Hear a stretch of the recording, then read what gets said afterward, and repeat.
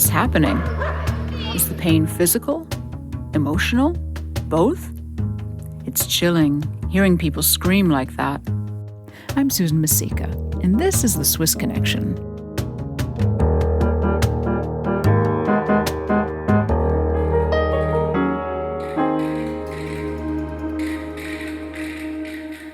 Today's topic is traveling child sex offenders, people who travel to other countries to sexually abuse children. It's uncomfortable listening, but we hope to get to the bottom of a serious problem. We're going to hear about an extraordinary Swiss case that shows the challenges of international police cooperation. Last summer, one of my colleagues here at SwissInfo was on the news desk when he found out about this case. I was monitoring the news wires when I came across a potential news story. A man had appeared before a court in northern Switzerland, accused of child sex abuse and possessing illegal material. That's Anand Chandrasekhar. He keeps an eye out for stories linking Switzerland and India. He was telling me that at first it seemed like a sad but straightforward domestic crime story. But reading further, I found out that the man and his wife had been arrested for similar crimes in India 20 years ago. So I dug a bit deeper and found news reports from that time about the arrest in India in the year 2000. The old media stories were revealing, as they indicated that it was a landmark case for India at the time. And what exactly were they arrested for? The couple lured children living on the streets with gifts and money and used them to shoot sexual abuse videos. They were eventually caught in a hotel room in Mumbai with two girls aged only 9 and 11. Sangeeta Punekar, a child welfare activist, was there at the scene. It was her who contacted the police after being tipped off by a taxi driver. When the police barged into the hotel room, they found that the couple was already stark naked. There was pornography playing on the TV, and there were cameras set up to shoot. Despite being caught in the act, the couple were defiant and unrepentant.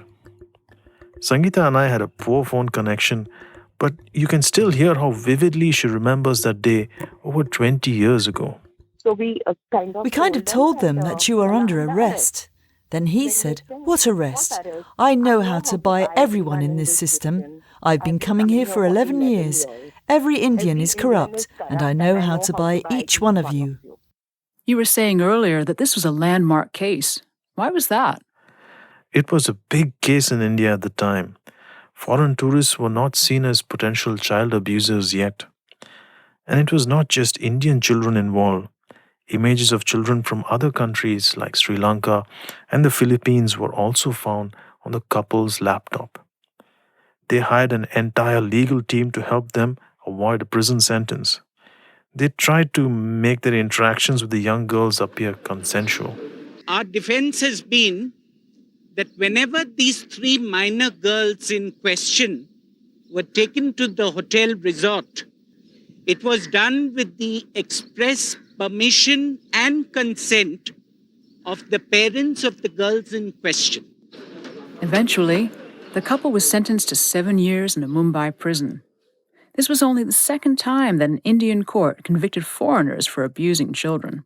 A big win in the eyes of the prosecution.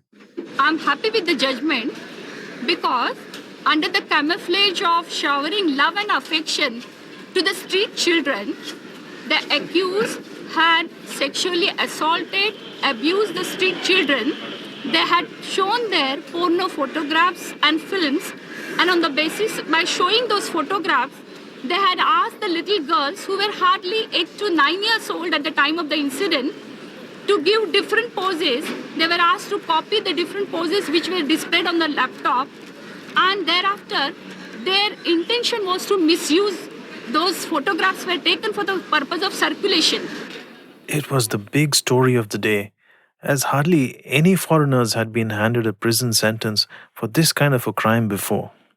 There were press photographers scrambling to get a shot of the couple as they were escorted by the police from the court to the prison. They had to cover their heads with a scarf to protect their identity. You can hear them screaming when the police try to expose their faces for the cameras. So it sounds like justice was served in the end. Unfortunately, no. The couple, they appealed their conviction and they were let out on bail after serving 3.5 years, which was only half their sentence. This was a big letdown for Sangeeta and other child welfare campaigners. But the biggest shock was yet to come. What do you mean? The couple fled the country while on bail. You're kidding. How did they manage that? And what did Sangeeta say about it? Well, she always suspected that they would flee if given the chance. Throughout his arrest when I was there with him, Anand, he was telling me that I have multiple passports and I have passports kept away and I know how to flee. The part I didn't understand was how they managed to get out of India and return to Switzerland.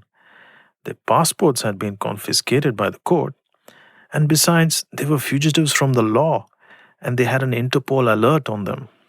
Interpol is the International Criminal Police Organization. There are currently 62,000 so-called red notices asking police worldwide to look for and arrest people who are wanted for crimes. Sangeeta has a hunch they escaped to neighboring Nepal via the land border, and from there they applied for travel documents to return to Switzerland. I contacted the Swiss Foreign Ministry to see if they could explain, but they said the case was too old and they asked me to have a look in the Swiss archives. And did you find anything there? Yes and no. How do you mean? After a lot of effort, I managed to locate 9 documents where the couple was mentioned in the Swiss archives. It was basically correspondence linked to the Foreign Ministry, the Swiss Embassy in Delhi, and the consulate in Mumbai. Okay, so Switzerland received information about what happened in India. Yet the couple got away. So it seems that the international police cooperation didn't work out. What kind of details were actually in these documents? That's where I hit a brick wall. The documents were classified, which meant I knew about them, but not what was inside. So I applied to have them declassified, but my request and subsequent appeal was turned down. But also here in Switzerland, the man was charged locally with child sex abuse and possession of sex abuse materials. Now, what about that case? The case was dismissed because the judges felt that it was not really clear if the man and his wife are still fugitives.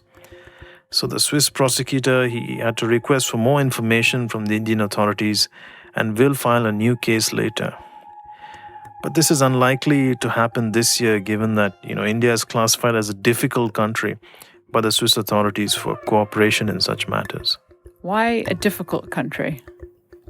Because requests for information take quite a long time to process in India. So they were basically signaling that this could take a long while.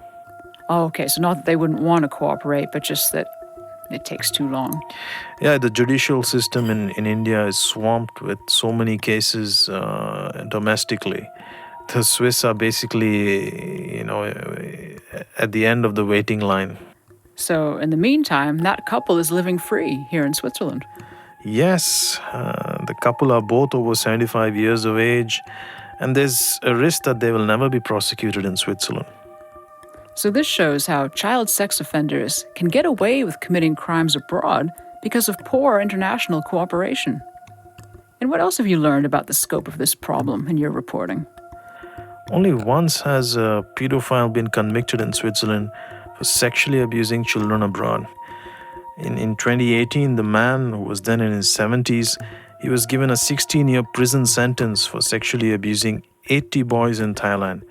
This over a period spanning a whole decade. Now, at first glance, this might seem like a victory, but it's really a failure of the system. The abuser was previously convicted twice in Switzerland, but managed to escape the authorities and flee to Thailand. So for years, he was able to slip between Switzerland and Thailand, preying on children at will. And for decades, Asia's been known as a hotspot for sex crimes. Do you know what's being done about it? I posed the same question to Bangkok-based researcher Mark Kavanagh. He works for the NGO ECPAT International, whose goal is to prevent sexual exploitation of children in tourism. We had a conversation via video link. As a researcher, I think it's really important that we keep in mind that awareness isn't the only indication of the extent of the problem. So there's certainly places around the world where governments have kept it quiet or haven't responded to the issue or haven't had action. And that doesn't mean the problem's not occurring in those places. It just means that people are keeping quiet about it. So in some respects, I think Thailand have made some great strides in that direction. You know, they've acknowledged that there's a problem here, and there's a number of things that, you know, Thai law enforcement are doing, that law enforcement from other countries are doing to address the problem here. But there are some gaps in the law when it comes to certain Asian countries. Mark's colleague, Gabriella Kuhn, who's also based in Bangkok, wants police in tourist spots to crack down on grooming. In this context, grooming is when somebody approaches a child, either in person or online, with the intent to exploit them sexually. They might bribe the child with gifts or money, or if it's online, maybe they pretend to be someone else, like another kid. But this kind of act is seldom addressed by law enforcement authorities. This is because so few countries actually treat it as a crime. One of the recurring elements throughout the region. One of the recurring elements throughout the region in Southeast Asia and South Asia is that many countries do not criminalize grooming of children. And now, with the situation that so many offenders transition the offending online, there is a risk that once the restrictions ease, they will move forward and try to exploit children in the countries. And travel to exploit children in the countries. It's very important that grooming is criminalised across the regions. And actually, Thailand has taken steps in this process. So it's expected that grooming will be criminalised in this country. It certainly sounds like a step in the right direction. But what else can be done to stop these transnational sex offenders? There are many international mechanisms to prevent and prosecute such crimes. However, it's not an easy task, as Mark explains. The problem is with legislation that crosses borders is that it requires, you know, very significant collaboration to make it happen. So, you know, that transnational law enforcement collaboration is so important to this work. We know that this crime crosses borders, and so then the solution also has to cross borders. A key player in catching such child abusers is Interpol. They have an alert system called green notices, which are basically warnings issued by countries about criminals who are likely to reoffend. However, a study found out that only about 60 of the 200 or so Interpol member countries made use of them. Interpol also coordinates an international child sexual exploitation database. This allows countries to add and access each other's data on child sex offenders and child sex abuse materials.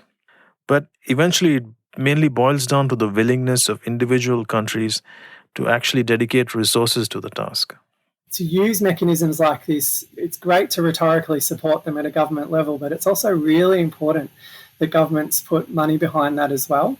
There are a number of countries that do that well, that are financing the resources necessary. So there are countries, for example, where international liaison offices are located where, for example, they have a lot of tourists. So in a country like Thailand, where there's lots of Australians and a lot of Americans, there's certainly international liaison officers from Australian and American police forces working with the Thai authorities.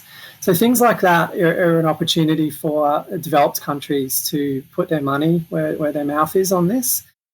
Surely the tourism industry also has an important role to play here. Yes, they're kind of the gatekeepers and the eyes and ears on the ground, so to speak. Gabriella wants them to be legally responsible for what goes on in their establishments. Some companies, because they will be struggling for their own survival, they may fall into tolerating sexual exploitation of children. That's why legal frameworks need to be strengthened in the region to have obligatory standards for the industry, to make the industry liable for sexual exploitation of children. But there don't seem to be any accurate statistics for the number of people who travel abroad to have sex with children. The Parliamentary Assembly of the Council of Europe estimates that the number could be around 250,000 every year. But that doesn't include expats who've relocated to a foreign country. It also doesn't include opportunistic encounters that are believed to account for the majority of cases. Another problem is a lack of significant research into the issue on a global scale. But regional studies point out that the problem is more widespread than we think. For example, a UNICEF report looked into child sex tourism on the Kenyan coast. The report concluded that around 12% of Swiss visitors staying in hotels and villas sexually abused underage girls. Now, Italians were the worst at 18%, followed by Germans at 14%. So we're really talking of double digits in vulnerable tourist hotspots. And I don't want to reinforce any stereotypes, but is there a typical abuser or pattern? According to Mark, the stereotype of the white, Western, middle-aged male pedophile still exists, but focusing so much on this kind of offender profile means that others often escape the notice of the public. For example, latest research flags other ethnicities, like Chinese, Japanese, and Korean men heading to Southeast Asia in search of virgins, or young professional travelers abusing underage prostitutes in Brazil, or even female sex tourists heading to places like Sri Lanka looking to exploit so-called beach boys. One new tactic I've come across is sex offenders hiding behind charities in impoverished countries. These abusers create NGOs or volunteers in areas of child education or welfare. They then use these NGOs to identify vulnerable children they can later prey on. That's really shameful and probably hard to uncover, at least at first. Yes, charitable work also provides a perfect cover story for these criminals to get close to children without ringing any alarm bells. 2 years ago, a Swiss man was arrested for sexually abusing a boy in a remote part of Nepal. He was running schools financed by Swiss well-wishers. We often hear about such cases in the media because they involve foreigners. But new research indicates that the majority of traveling child sex offenders are actually local. In fact, we know, that the global study on sexual exploitation of children in tourism and travel from around 5 years ago that ECPAT led told us that as many as, around 4 out of 5 offenders are potentially domestic or local offenders as well. So, still in that travel and tourism context. So it's people from within the country or within the region that are also travelling to offend. So they may not be as obviously seen by everybody out there, but they certainly do exist.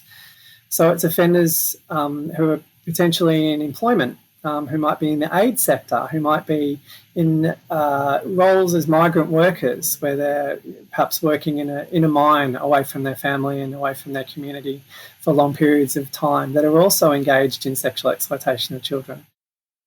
Wherever you are in the world and whatever you see, what should you do if you notice anything that looks like it could be sex abuse? Well, contact the local police immediately if you see anything suspicious while on holiday. Some countries like Switzerland have online forms or hotlines where people can also report suspicious behavior in a confidential manner if they so wish.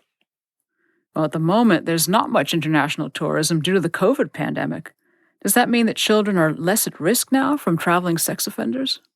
Of course, the pandemic has greatly restricted international travel around the globe, but that does not mean that transnational child sex offenders have suddenly stopped committing crimes.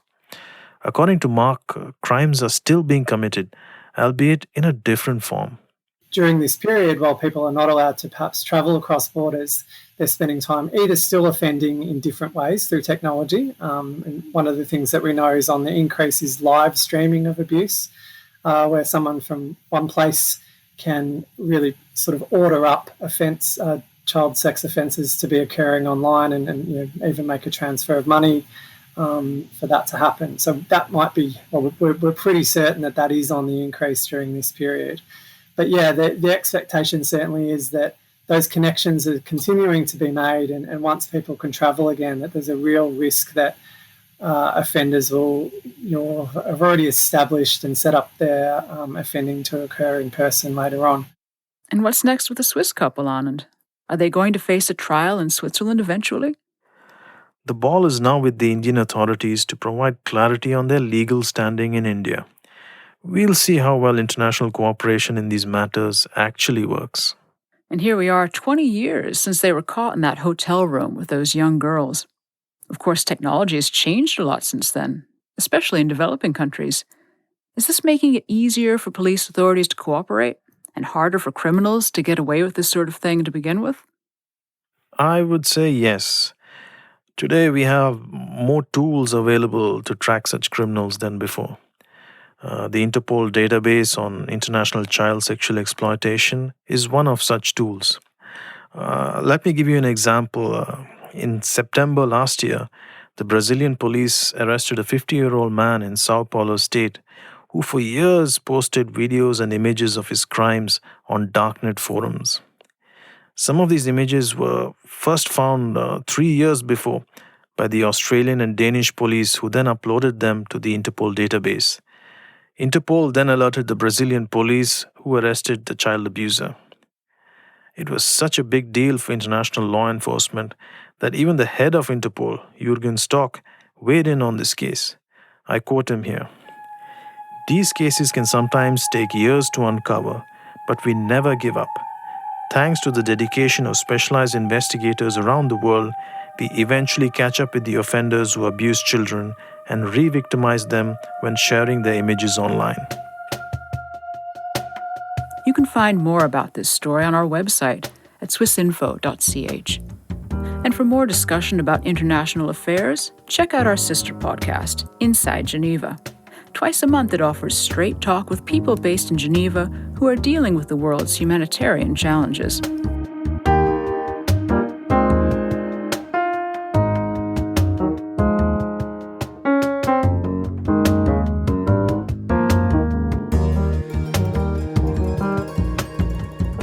The Swiss Connection is produced by Swissinfo, the international branch of the Swiss Broadcasting Corporation. Thanks for listening. The reporting for this episode was by Anand Chandrasekhar. Our sound engineer is Donnie Wheeler. The music is by Michele Andina. Signing off for all of us here, I'm Susan Masika.